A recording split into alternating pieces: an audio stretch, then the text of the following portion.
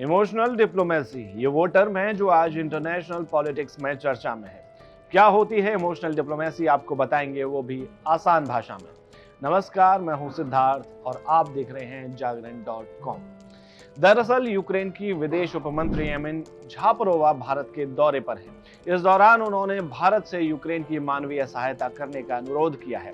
इसके साथ ही एमिन अपने साथ यूक्रेन के राष्ट्रपति वोलोदिमीर ज़ेलेंस्की का लिखा हुआ एक खत भी लाई हैं, जिसे उन्होंने भारत की विदेश राज्य मंत्री मीनाक्षी लेखी को दिया है। वहीं इसके अलावा यूक्रेन की विदेश मंत्री ने कहा है कि यूक्रेन युद्ध के समय उनके देश में मेडिकल एजुकेशन की पढ़ाई कर रहे भारतीय छात्रों को राज्य में उनकी योग्यता के लिए परीक्षा देने की अनुमति दी जाएगी, जो कि भारत के हजारों छात्रों के लिए बड़ी राहत की बात होगी, जिनको युद्ध शुरू होने के पहले भारत वापस आना पड़ा था।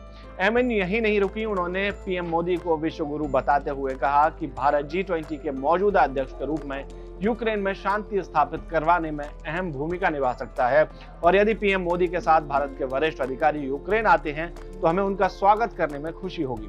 अब विदेश मामलों के जानकार, या अंग्रेजी में कहें तो इंटरनेशनल पॉलिटिक्स के एक्सपर्ट एमिन के बयान, यूक्रेन में मेडिकल एजुकेशन की पढ़ाई करने वाले भारतीय छात्रों के लिए की गई घोषणा, वोलोदिमीर ज़ेलेंस्की का खत भेजना और पीएम मोदी समेत दूसरे अधिकारियों को यूक्रेन यात्रा का इनडायरेक्ट इनविटेशन देने को इमोशनल डिप्लोमेसी बता रहे हैं। वो इसलिए क्योंकि भारत इस युद्ध में ना तो यूक्रेन के साथ खड़ा है और ना ही रूस के साथ। इसके साथ ही भारत और रूस के पुराने दौर से चले आ रहे ट्रेड रिलेशंस पर भी इस युद्ध का कोई असर नहीं पड़ा।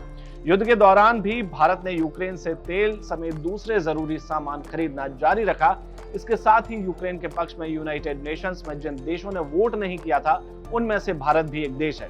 हालांकि भारत ने किसी के पक्ष में वोट न देते हुए खुद को इस वोटिंग से ही दूर रखा था, लेकिन यूक्रेन शुरू से ही चाहता था कि भारत भी उसका पक्ष लेते हुए रूस के खिलाफ वोटिंग करे।